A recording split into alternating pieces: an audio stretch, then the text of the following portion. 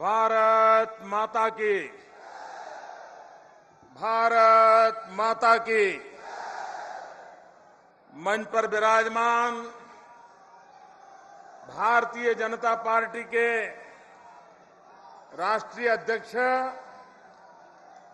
आदरणीय श्री राजनाथ सिंह जी, हिमाचल के भूतपूर्व मुख्यमंत्री श्रीमान प्रेम कुमार धूमल जी, श्रीमान शांता कुमार जी, यहां के प्रभारी श्री बलवीर जी पुंज, श्री जगत प्रकाश नड्डा, प्रदेश अध्यक्ष श्रीमान सतपाल जी, सांसद श्री अनुराग ठाकुर, मंच पर विराजमान सभी वरिष्ठ महानुभाव और विशाल संख्या में पधारे हुए हिमाचल के मेरे प्यारे भाइयों और बहनों,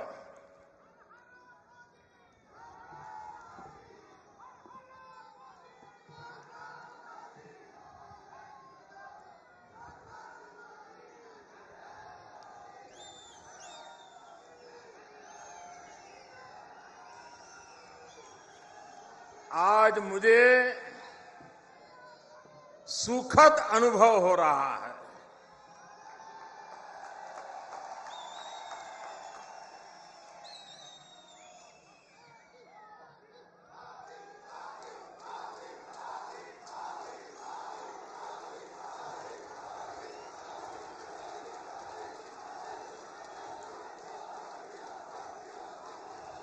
भाइयों बहनों,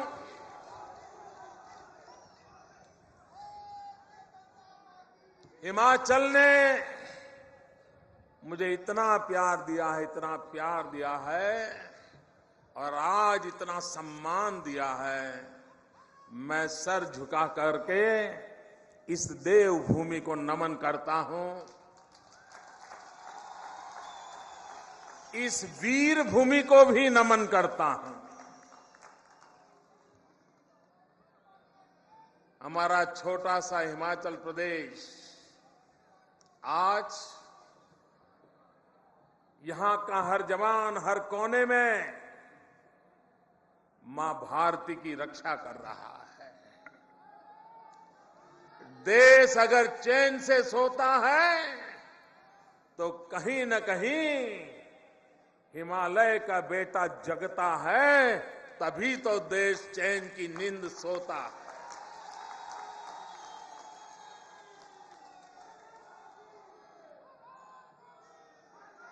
ये वीरों की भूमि है, ये बलिदानियों की भूमि है और आज उसी वीर परंपरा से जुड़े हुए कई महानुभाव भारतीय जनता पार्टी में प्रवेश किया है। सेना के इन पूर्व अधिकारियों का भारतीय जनता पार्टी में मैं हृदय से स्वागत करता हूं और भारतीय जनता पार्टी एक ऐसी पार्टी है कि वहां पर सिर्फ मेंबरशिप नहीं होती है, यहां पर रिलेशनशिप होती है।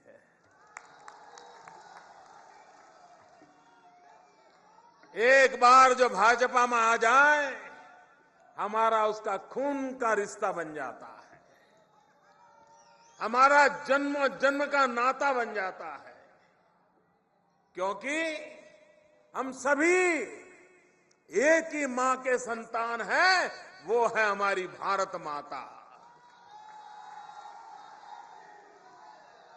और उसी भारत मां के कल्याण के लिए हम सब राजनीतिक क्षेत्र के माध्यम से जुटे हुए हैं। भाइयों बहनों, जो लोग 60 साल से हिंदुस्तान की राजनीति पर कब्जा बना करके बैठे हैं। भाइयों बहनों, उनके लिए राजनीति एक पेशा बन गया, एक व्यवसाय बन गया है, एक कारोबार बन गया है।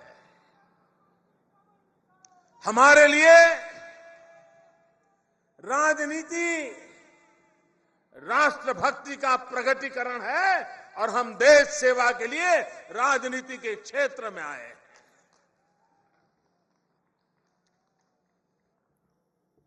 मैंने बहुत सालों तक हिमाचल में काम किया है और यहीं से आप लोगों की विदाई लेकर के मैं गुजरात में मुख्यमंत्री के रूप में फिर गया था। आप ही के लोगों ने मुझे भरपूर प्यार दिया।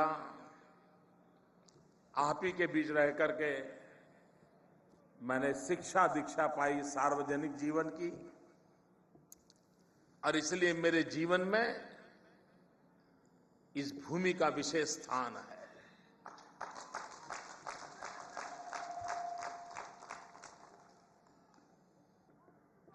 भाइयों बहनों, अटल जी हिमाचल को बहुत प्यार करते थे और हर वर्ष जब आते थे तो मुझे भी यहां पर आकर के रहने का अवसर मिलता था।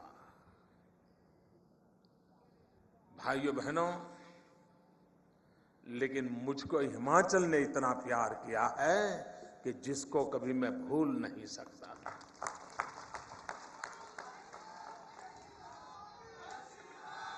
और इसलिए हर मनुष्य की अपनी कुछ न कुछ दुर्बलताएं होती हैं, कुछ वीकनेसेस होती हैं। कुछ करना है तो थोड़ा अपनों के लिए ज्यादा करने का मन करता है, ये मनुष्य का स्वभाव है। भाइयों बहनों, मौका जब मिलेगा मुझे भी ये अपनों के लिए कुछ करने का मन करता है।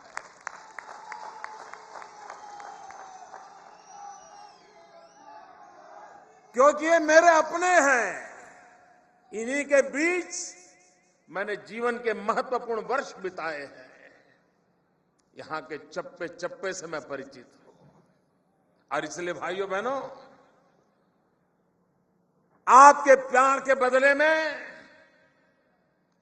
मैं सवाया लौटाना चाहता हूं और विकास के रूप में लौटाना चाहता हूं।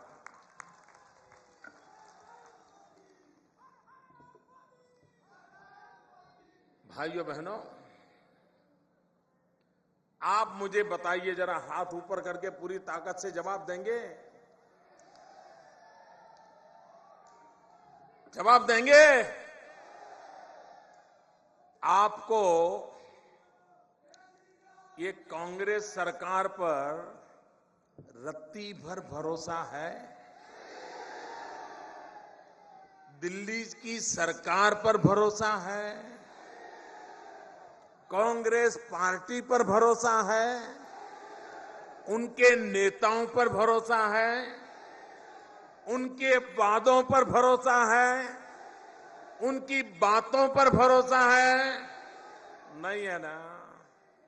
फिर जलते क्यों हो?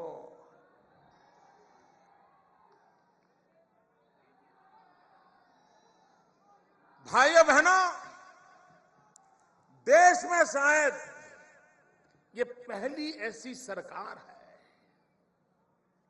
कि जिस पर हिंदुस्तान के किसी नागरिक को भरोसा नहीं है। कोई सरकार जनता जनार्दन के विश्वास के बिना नहीं चलती है और कोई भी जनता जनार्दन सरकार के भरोसे के बिना चैन की नींद सो सकती है। और इसलिए भाइयों बहनों, एक ऐसी सरकार जिस पर किसी का भरोसा नहीं है, बेटी स्कूल जाए, मां बाप को भरोसा नहीं है वो शाम को ठीक से घर लौट पाएगी कि नहीं पाएगी। नौजवान रोजगार के लिए दर दर भटकता हो, बूढ़े मां बाप बेटा कुछ कमाई करके लाए उसकी आशा में बैठे हो, लेकिन उस नौजवान को भी भरोसा नहीं है कि मेहनत करने का इरादा होने के बावजूद भी वो अपने मां बाप का पेट भर पाएगा कि नहीं भर पाएगा। भाइयों बहनों, देश का सेना का जवान हाथ में बंदूक तो तनी हुई है, लेकिन उसे भरोसा नहीं है कि उसके जीवन का निर्णय करने वाले लोग उनमें कुछ दम है कि नहीं है, वरना वो बंदूक धरी की धरी रह जाती है और जवानों के सर काटे जाते हैं। भाइयों बहनों, मैंने युद्ध भूमि में जवानों को देखा है। अभी धूमल जी वर्णन कर रहे थे, जब करगिल की लड़ाई हुई तो हम करगिल पहुंचे थे। मैंने जवानों का जज्बा देखा है, मौत को आलिंगन करने के लिए उनकी तड़पन देखी है। मां भारती के लिए अपना सर समर्पित करने के लिए वो बेचैन नजर आते हैं। ऐसे वीरों की ये भूमि हो, उसके बावजूद भी हिंदुस्तान के अड़ोस पड़ोस के सभी लोग आए दिन हमें दबाते रहे। भाइयों बहनों, दुनिया का कोई देश हमें दबाता रहे, ये स्थिति आपको मंजूर है? जरा पूरी ताकत से बोलो ना, उनको भी पता चले। दुनिया की कोई ताकत हमें दबाए आपको मंजूर है? क्या हम दुनिया से दबना चाहिए? 125 करोड़ का देश, हजारों साल की पुरानी संस्कृति, और उसके बाद भी आज दुनिया के नजरों में हमारे देश की कोई गिनती नहीं होती है। आए दिन जिसको मर्जी पड़े हमें चांटा मार के चला जाता है। भाइयों बहनों, देश का स्वाभिमान, देश का गौरव 125 करोड़ देशवासियों में सर ऊंचा करके, आंख से आंख मिला करके दुनिया के सामने अपनी आवाज उठाने की ताकत होनी चाहिए। ऐसा देश बनाना है।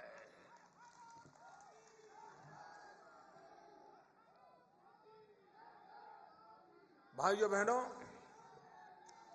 ये कांग्रेस पार्टी ने आपको 100 दिन में महंगाई कम करने का वादा किया था। जरा मुझे बताइए ना, कांग्रेस पार्टी ने 100 दिन में महंगाई दूर करने का वादा किया था, वादा किया था, वादा किया था। महंगाई कम हुई, महंगाई गई, महंगाई बढ़ी? मुझे बताइए भाइयों बहनों, कांग्रेस का कोई नेता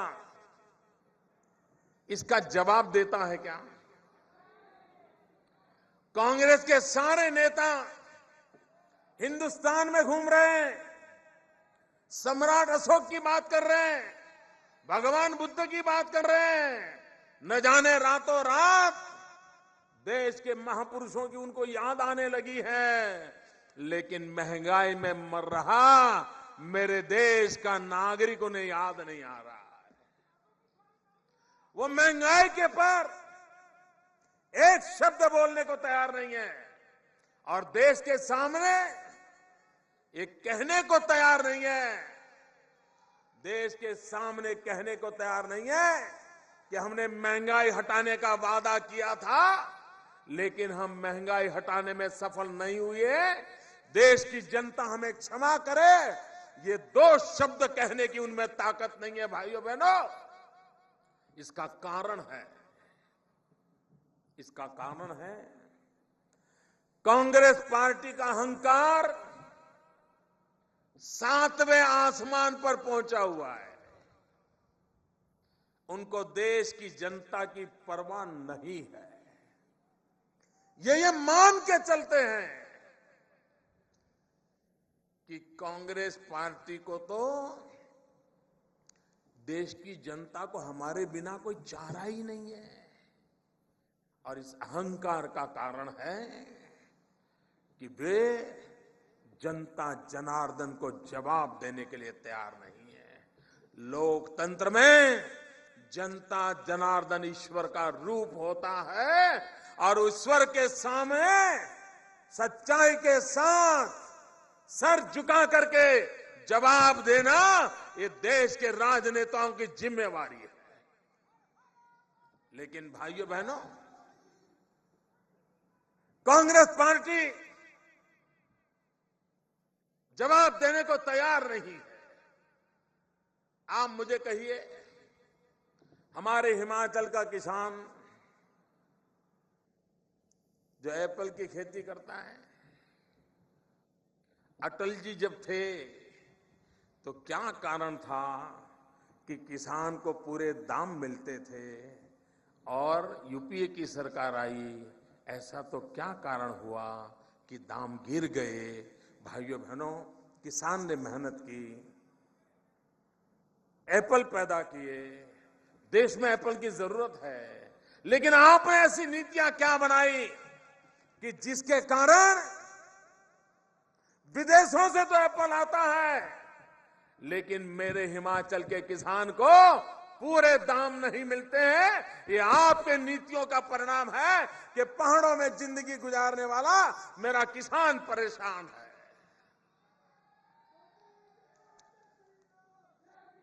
भाइयों बहनों, यह देश उसके विकास के लिए एक नए सिरे से सोचने की आवश्यकता है। पुराने ढर्रे से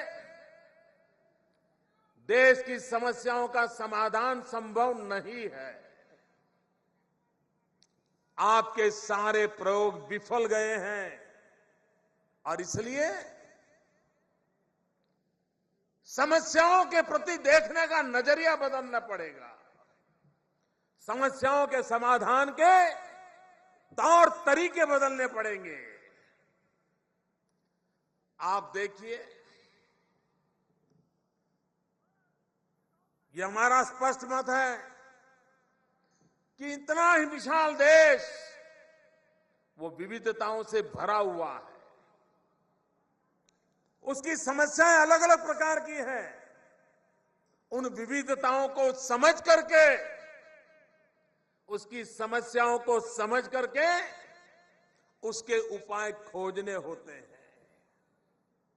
और अगर उस समस्याओं को नहीं समझते तो उपाय नहीं मिलते हैं।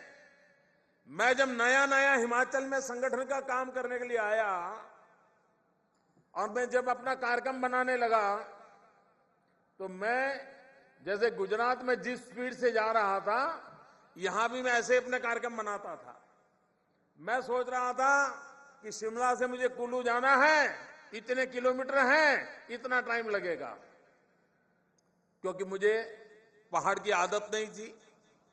मैं जमीन पे काम करके आया था और मैं कार्यक्रम बना करके भेज देता था तो मेरे हिमाचल के सब साथी उस समय मुझ पे हंसते थे, क्योंकि पहाड़ों में मुझे समय ज्यादा लगेगा, 20 से ज्यादा स्पीड नहीं हो पाएगी। ये चीजें मैं हिसाब किताब में लगाता ही नहीं था। भाइयों बहनों, एक क्षेत्र का उपाय दूसरे क्षेत्र में काम नहीं आता है। उसके लिए टेलर मेड सॉल्यूशन नहीं होते हैं। समस्याओं को बारीकी से समझ करके समस्याओं का समाधान खोजना पड़ता है। हमारे देश के हिमालयन रेंजेस के जितने राज्य हैं, बहुतेक उनकी समस्याएं काफी मात्रा में मिलती जुलती है। हम in general national development council में मुख्यमंत्रियों को बुला करके उनसे 10-10 मिनट का भाषण करवा करके समस्याओं का समाधान नहीं खोज सकते। समस्याओं का समाधान खोजना होगा तो प्रधानमंत्री ने समय दे करके हिमालयन रेंजेस के जितनी राज्य हैं, किसी भी दल के कोई मुख्यमंत्री क्यों न हो, सब मिल बैठ करके हिमालय रेंजेस के जितने राज्य हैं, कश्मीर से लेकर के नॉर्थ ईस्ट तक, हमारा हिमाचल प्रदेश भी आ जाए, हमारा उत्तराखंड भी आ जाए, उन सब की समस्याओं में क्या समानता है, उन सब की समस्याओं के समाधान के लिए क्या रास्ते हो, भारतीय जनता पार्टी की सरकार आएगी तो हिमालयन रेंजेस के राज्यों के विकास के लिए विशेष रूप से बैठ करके उनके साथ योजनाएं बनाई जाएगी। इतना ही नहीं, समुद्री तट के राज्य हैं, समुद्री तट के राज्यों की समस्या अलग है। क्यों न समुद्र के तटीय राज्यों की अलग से सोच कर बैठ करके समस्याओं का चिंता क्यों न हो, विकास की योजना क्यों न बने। रेगिस्तान वाले राज्य अलग प्रकार की समस्याओं से झेल रहे हैं, क्यों न हम रेगिस्तान से सटे हुए प्रदेश उनकी समस्याओं का साथ मिलकर के समाधान निकाले। हमें देश को उसकी समस्याओं के साथ जोड़ करके, उन समस्याओं को एक सूत्र में बांध करके, एक दूसरे की ताकत जोड़ करके, विकास की नई ऊंचाइयों को पार करके उन समस्याओं के समाधान के रास्ते खोजने होंगे। और भारतीय जनता पार्टी की सरकार आकर के उस समस्याओं का समाधान करने की दिशा में आने वाले दिनों में कदम उठाएगी। और मैं हिमालयन रेंजेस सभी राज्यों को विश्वास दिलाना चाहता हूं, पिछले 60 साल में आपके लिए विकास के लिए जो कदम नहीं उठाए, 60 महीने में हम उठा करके दिखा देंगे भाइयों।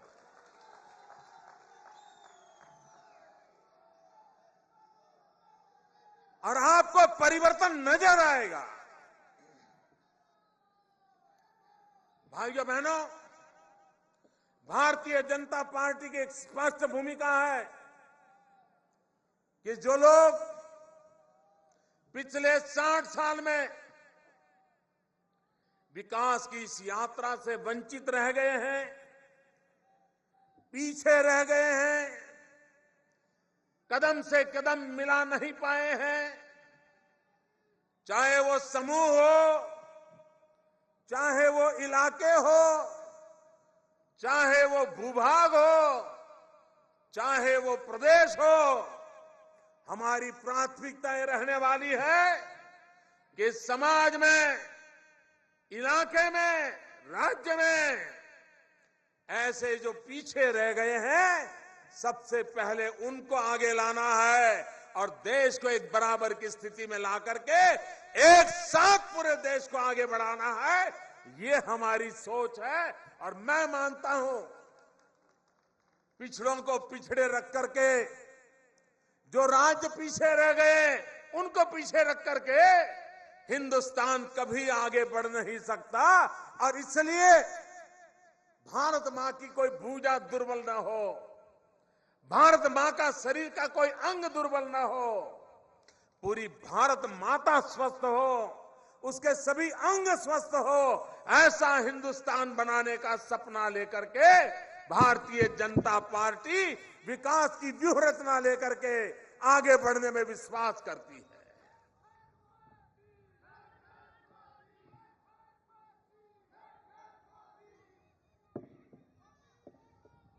भाइयों बहनों, दुनिया के हर देश में पहाड़ों के में टूरिज्म को विकसित करने के लिए उन देशों ने इस बात को प्राथमिकता दी है कि रेल कनेक्टिविटी बनाई है, टूरिज्म को डेवलप करना है और पहाड़ी इलाके में डेवलप करना है, तो सारी दुनिया ने इस मॉडल को स्वीकार किया है। एक हम ही अकेले ऐसे हैं कि इस प्रकार का मजबूत नेटवर्क नहीं बनाते, उसके कारण उत्तराखंड जैसे हादसे होते हैं। उसी के कारण आए दिन हमारे हिमाचल में बसें गिर जाना, 25-30 लोगों का मर जाना, ये आए दिन होता रहता है। हिमाचल में तो सरकार का ज्यादातर काम इसी प्रकार के अकस्मातों को चिंता करने की कभी कभी नौबत आती। इतना छोटा सा राज्य, लेकिन उसका ज्यादा समय इस प्रकार के अकस्मात में मरने वाले लोगों की सेवा में चला जाता है। ये मैंने अपनी आंखों से देखा है। क्या भाइयों बहनों, एक अच्छा रेल नेटवर्क हमारे हिमाचल को मिलना चाहिए कि नहीं मिलना चाहिए? उसके लिए प्रयास होना चाहिए कि नहीं होना चाहिए? उसको प्रायोरिटी देनी चाहिए कि नहीं देनी चाहिए? भाइयों बहनों, हिंदुस्तान में रेलवे ये भारत के लिए एक बहुत बड़ी अमानत है। उस रेलवे के माध्यम से पूरे हिंदुस्तान के अर्थतंत्र को नई गति दी जा सकती है। लेकिन भारत सरकार में रेलवे का क्षेत्र इतना उदासीन रहा है। ज्यादा से ज्यादा एक ट्रेन इधर बढ़ा दो, एक ट्रेन उधर बढ़ा दो, 2 डिब्बे इधर डाल दो, 5 डिब्बे इधर डाल दो, उसी से आगे न रेल के लिए कोई सोच है और न ही उसके कारण रेलवे हिंदुस्तान के विकास की एक बहुत बड़ी इंफ्रास्ट्रक्चर की वैल्यूएबल व्यवस्था बन सकता है। ये कभी सोचा नहीं गया है और उसी के तहत बहुत सारे परिणाम आने से अटक जाते हैं। और इसलिए भाइयों बहनों, मैं इस मत का हूं कि हमें खास करके हमारे टूरिज्म सेक्टर को डेवलप करना है, तो इस इंफ्रास्ट्रक्चर को बढ़ावा देना पड़ेगा।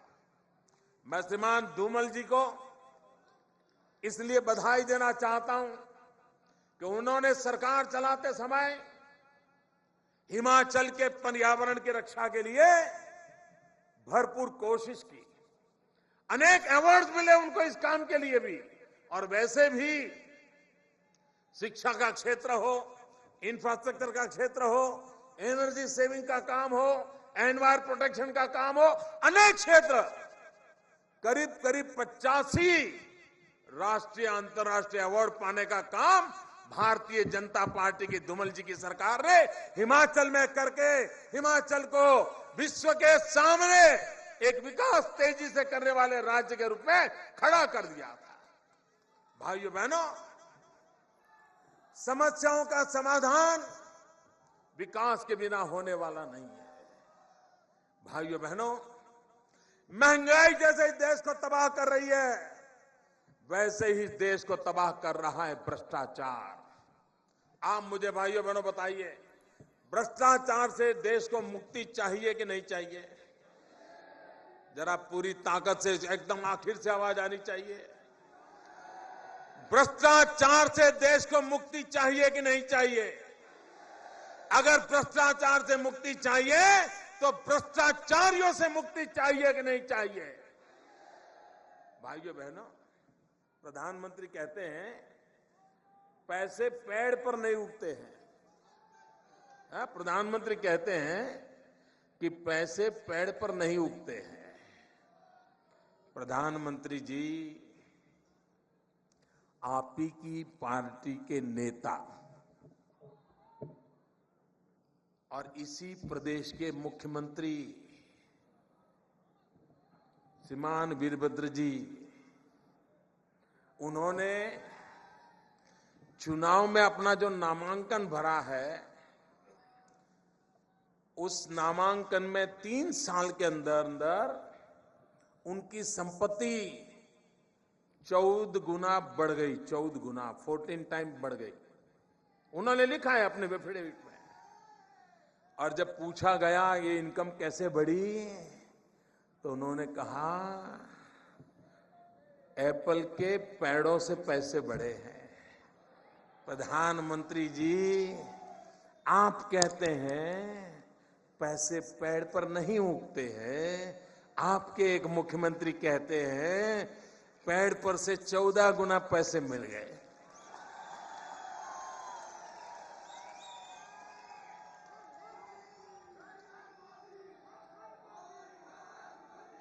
प्रधानमंत्री जी,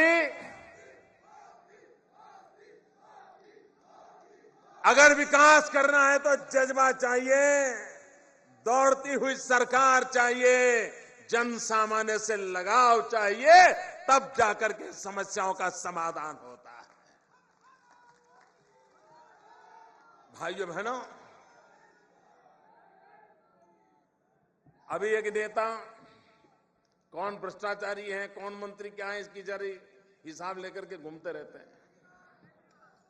मैं उनसे पूछना चाहता हूं, कल उन्होंने कहा भाजपा के कितने मंत्री जेल में है, ऐसा पूछा उन्होंने। मैं उनसे कहना चाहता हूं, सिर्फ टेलीकम्युनिकेशन मिनिस्टर, जरा देख तो लो आपका हिसाब। आपकी सब सरकारों के सभी टेलीकॉम मिनिस्टर किसी न किसी भ्रष्टाचार में फंसे पड़े, चाहे वो कांग्रेस की सरकार रही हो, चाहे यूपीए की सरकार रही हो, सबके सब कोई न कोई दाग उन पर लगा हुआ है। और आप भारतीय जनता पार्टी में निराधार आरोप लगा रहे हो, आप ही की पार्टी में। और देश इस बात से इनकार नहीं कर सकता, कांग्रेस पार्टी कब तक अपने आप को बचाती रहेगी। अगर इस देश में भ्रष्टाचार की जननी कोई है तो उसका नाम मात्र कांग्रेस पार्टी है।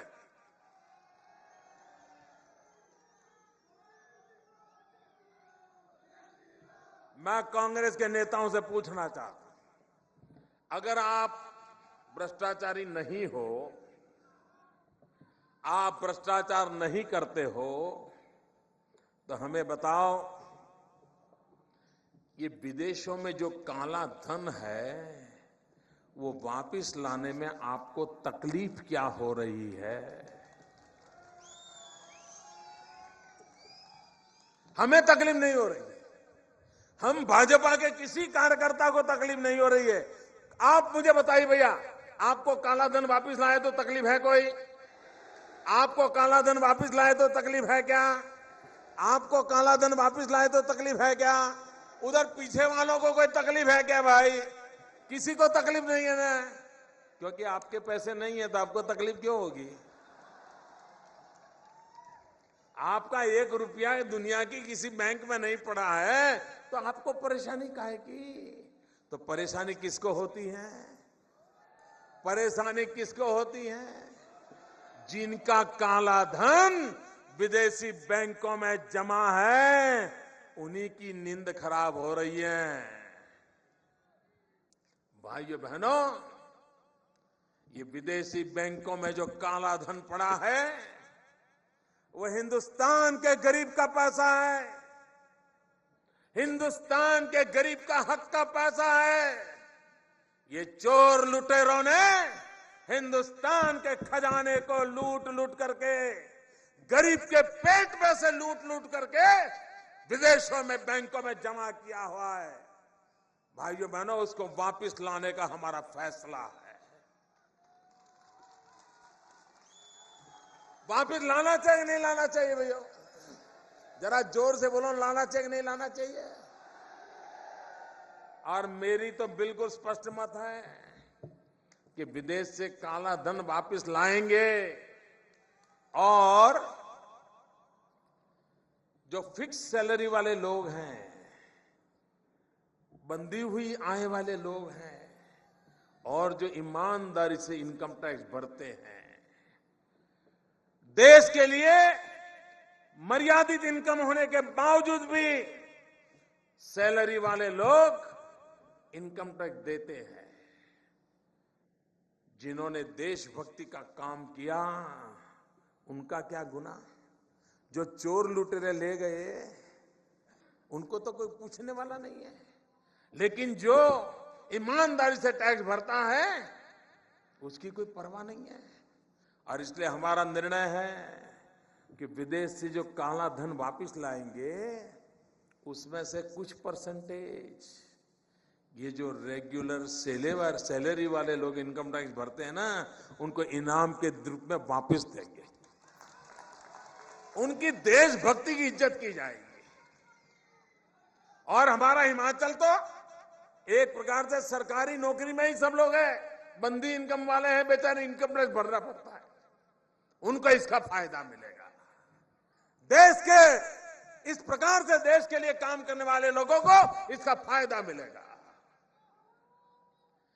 अब ये काम करने में कांग्रेस कतराती है, इनके इरादे कितने नेक हैं इसका हम भली भांति अंदाज कर सकते हैं भाइयों बहनों। और जब तक ये काला धन वापस ला करके ये लूटने वालों को हम डराते नहीं है, तब तक नए चोरी करने वाले बंद नहीं होंगे। और इसलिए नई चोरी करने वालों को बंद करने का यह भी एक रास्ता है कि पहले चोरी किया हुआ माल देश की तिजोरी में वापस लाओ, अपने आप चोरी करने वाले बंद हो जाएंगे।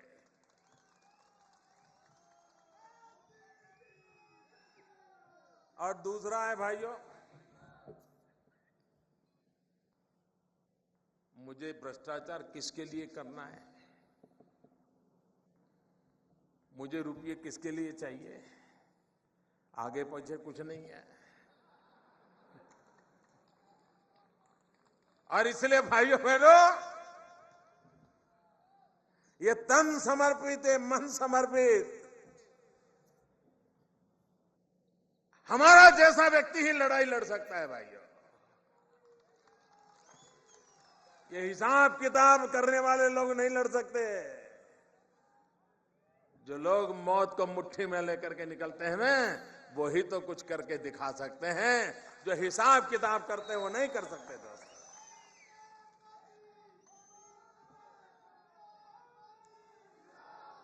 भाइयों बहनों, टूरिज्म आप देखिए, पूरे विश्व में टूरिज्म के विकास के लिए बहुत संभावनाएं पड़ी है। पूरे विश्व में एक व्यवसाय बहुत ही तेजी से आगे बढ़ रहा है, वो है टूरिज्म। आधुनिक टेक्नोलॉजी के कारण दुनिया बहुत छोटी हो गई है और दुनिया का हर व्यक्ति दुनिया को जानना समझना चाहता है। भाइयों बहनों, 125 करोड़ देशवासी हिंदुस्तान के, वे भी टूरिज्म का एक बहुत बड़ा मार्केट है, उनका भी टूरिज्म का डेस्टिनेशन है। क्या सिर्फ टीवी पर इनक्रेडिबल इंडिया कहने से दुनिया के टूरिस्ट आ जाएंगे क्या?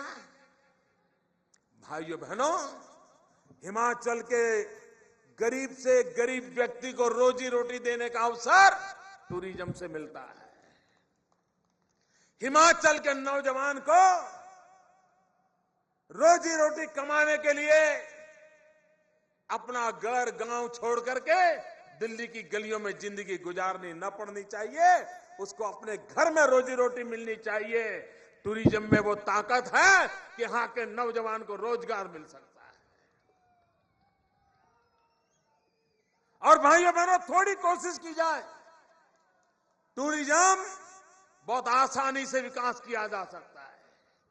और हम तो हिमाचल में जानते हैं जी, थोड़ी सी भी व्यवस्था खड़ी कर दी जाए, अरे कहीं पर एक छोटी सी चाय का ठेला लेके कोई खड़ा हो जाए तो आज आते जाती 25 गाड़ियां खड़ी हो जाती है, चाय वाला भी कमाने लग जाता है।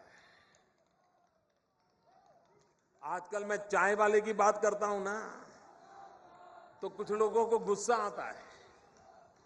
मैं हैरान हूं, हमारे देश में राजनीतिक अस्पृश्यता इस हद तक पनप गई है कि एक बार केरल के एक कम्युनिस्ट पार्टी के नेता ने मोदी की तारीफ की, उसको पार्टी से निकाल दिया। कोई एक मंत्री मुझे मिलना आया, उसका हिसाब मांगा गया। ऐसा आतंक फैलाया गया है हमारे देश में। अमिताभ बच्चन हमारे यहां टीवी का एडवर्टाइजमेंट करते हैं, उनको भी 50 बार आप मोदी के साथ, आप मोदी के साथ, पता नहीं क्या हो गया है। भाइयों बहनों, इंसान तो छोड़ो, आज लोग चाय को भी गाली देने लगे। मोदी जो क्या चाय की बात बोल दिया, चाय को भी गाली दे रहे हैं। भाइयों बहनों, ये नफरत की राजनीति, ये अस्पृश्यता की राजनीति लोकतंत्र के अंदर उसके लिए कोई जगह नहीं होती है। लोकतंत्र में हर एक को अपने विचार रखने का अधिकार होता है, अपनी बात बताने का अधिकार होता है, उसकी काट करने का दूसरे को अधिकार होता है। लेकिन अस्पृश्यता का माहौल, नफरत का माहौल लोकतंत्र के स्वास्थ्य के लिए अच्छा नहीं होता है। लेकिन कांग्रेस पार्टी के स्वभाव में लोकतंत्र नहीं है, वो वंशवादी पार्टी है। और जो वंशवादी होते हैं वो लोकतंत्र के दुश्मन होते हैं। भाइयों, ये वंशवादी पार्टियां हैं, इन वंशवादियों से देश को बचाना होगा। और इसलिए भाइयों बहनों, चाहे महंगाई से मुक्ति चाहिए, भ्रष्टाचार से मुक्ति चाहिए, नौजवान को रोजगार चाहिए। भाइयों बहनों, हिंदुस्तान के 65 करोड़ नौजवान 35 से कम आयु के हैं।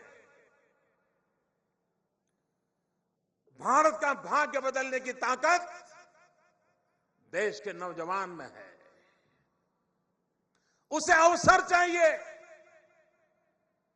उसके हाथों में हुनर चाहिए। अगर स्किल डेवलपमेंट के लिए हिंदुस्तान ने अगर पहले से काम शुरू किया होता तो आज करोड़ों करोड़ों नागरिकों की स्किल लेबर के नाते जरूरत है, स्किल वर्कर के नाते जरूरत है। लेकिन हमारी दिल्ली में बैठी हुई सरकार 10 साल पीछे है, 10 साल पीछे। भाइयों बहनों, हमारी प्राथमिकता है देश के नौजवानों को हुनर सिखाएं। गरीबी कारण 5वीं कक्षा छोड़ दी, 7वीं कक्षा में उठ गया, वो बेचारा आज मजदूरी कर रहा है, उसको दोबारा लाएं, स्किल डेवलपमेंट कराएं, उसके हाथ में हुनर दें, वो अपना परिवार का पेट भरे। इतनी ताकत उसके भुजाओं में आ सकती है और उसके प्रयत्नों से राष्ट्र की आर्थिक गतिविधि भी आगे बढ़ सकती है। और इसलिए हमारी प्राथमिकता है हमारे नौजवान को रोजगार मिले, वो अपने पैरों पर खड़ा हो।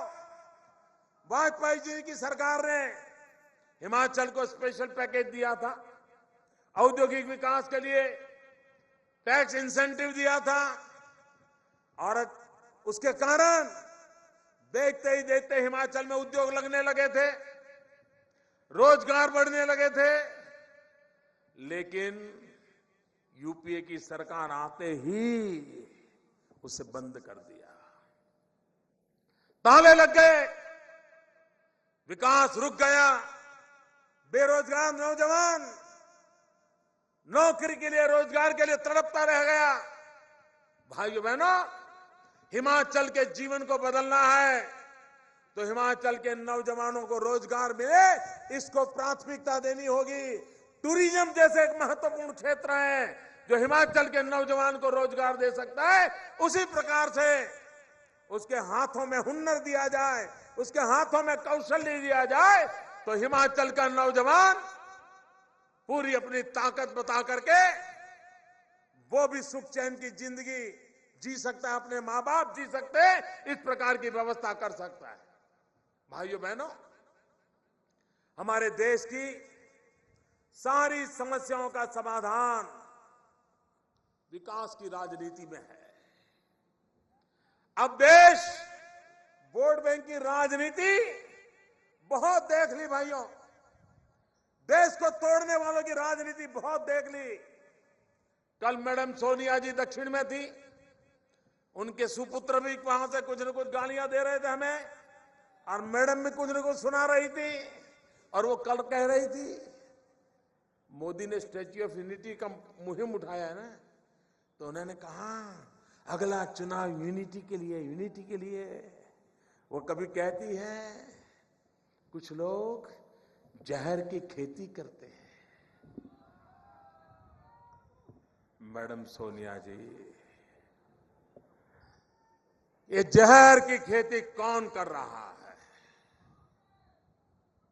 मैं आपसे पूछना चाहता हूं, हिंदुस्तान में जहर की खेती किसने की? भाई से भाई को किसने लड़ाया? एक पंथ को दूसरे पंथ से किसने लड़ाया? एक राज्य से दूसरे राज्य को किसने लड़ाया? ऊंच और नीच के भेद किसने किए?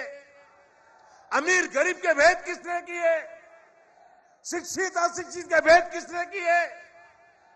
अरे आपने 60 साल देश को बांटने का काम किया है, तोड़ने का काम किया है, वोट बैंक की राजनीति की है, और आप हमें कह रही हो कि हम जहर की खेती कर रहे हैं। भाइयों बहनों, भारतीय जनता पार्टी प्यार की खेती करती है, प्यार के पौधे उगाती है।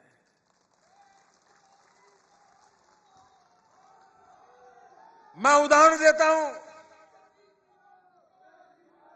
जब एनडीए था, अटल बिहारी वाजपेयी जी की सरकार थी, तब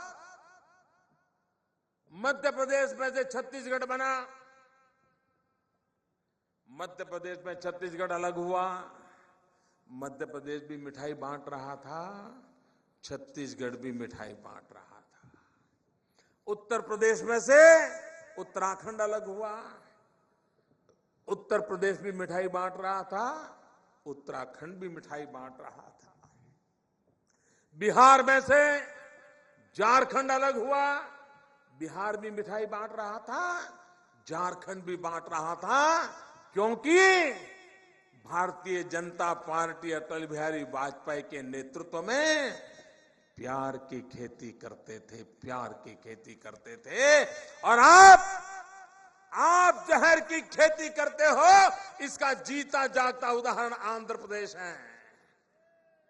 आंध्र के अंदर लोग मरने मारने पर उतारू हो गए, भाई भाई से लड़ने लग गया, मां के दूध में दरार कर दिया आपने।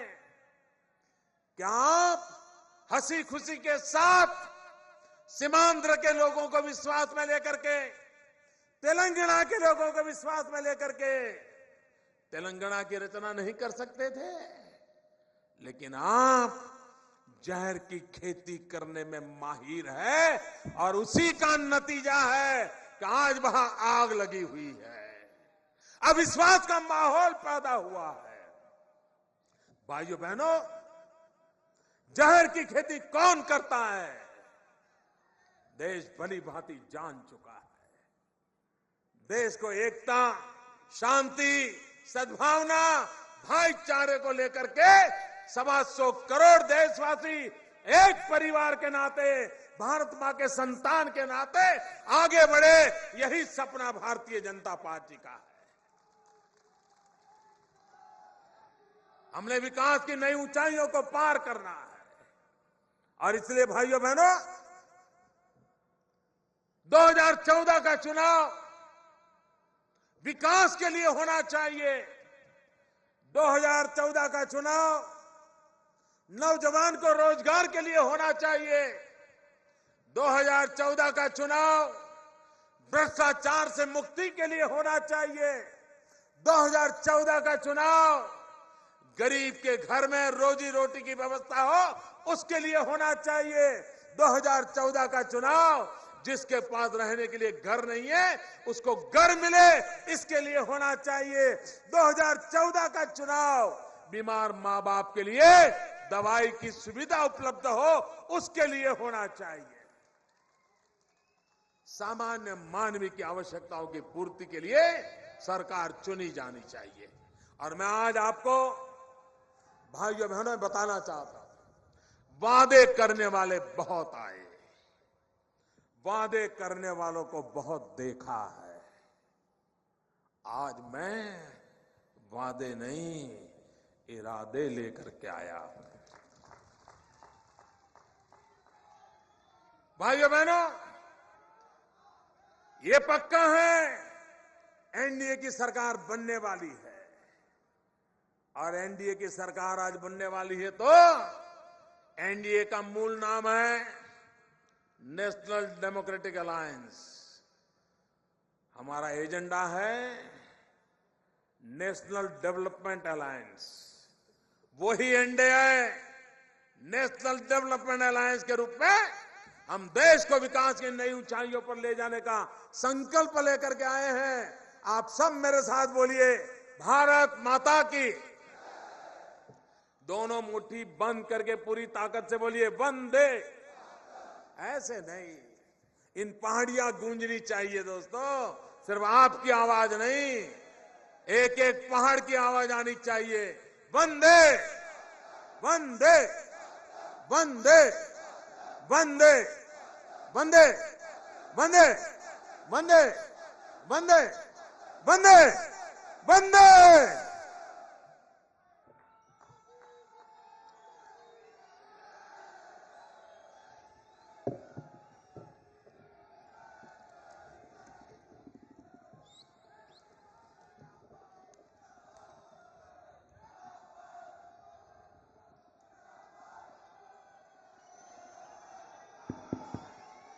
हेलो। अब मैं इस रैली के संयोजक हमारे प्रवक्ता श्री चंद्रमोहन ठाकुर जी से आग्रह करूंगा कि वो आए और आप सबका माननीय नेताओं का धन्यवाद करें। श्री चंद्रमोहन जी। परिवर्तन की इस ऐतिहासिक रैली में हमारे मध्य भारतवर्ष के ही नहीं, विश्व के राजनीति के शिखर पुरुष।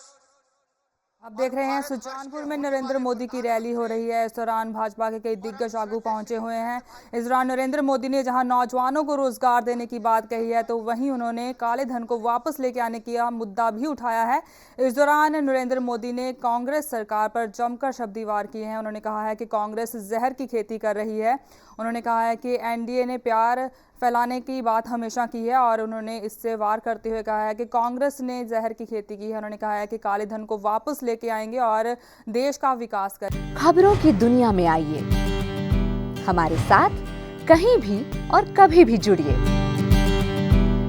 हम मिलेंगे फेसबुक पर, हम दिखेंगे यूट्यूब पर, हमें फॉलो कीजिए ट्विटर पर। खबरों के साथ बने रहिए रात दिन।